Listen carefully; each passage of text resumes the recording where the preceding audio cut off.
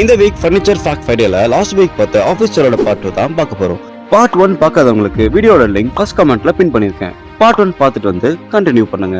1994ல ஆரன் சேரை திரும்பவும் bill stumps தான் டிசைன் பண்றாரு. ஆனா இந்த டைம் டான் சாட்விக் கூட சேர்ந்து கிரியேட் பண்றாரு. இந்த டிசைன் கண்களுக்கு அழகா காமிக்க மட்டும் இல்ல, நிஜமாவே பாடிக்கு கம்ஃபர்ட் கொடுக்கணும்னு உருவாக்குனாங்க. பின்பு 2013இல் ஸ்டீல் கேஸ் ஃபேமஸ் கெஸ்ட் சேரை லான்ச் பண்ணாங்க.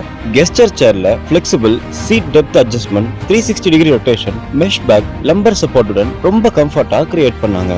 ஆபீஸ் சேர்ஸ் கம்ஃபர்டபுளா இருக்கிறது மூலமா நம்ம ஸ்ட்ரெஸ் ஃப்ரீயாவும் இரிட்டேஷன் இல்லாம ஒர்க் பண்ணவும் மறைமுகமா ஹெல்ப் பண்ணுது.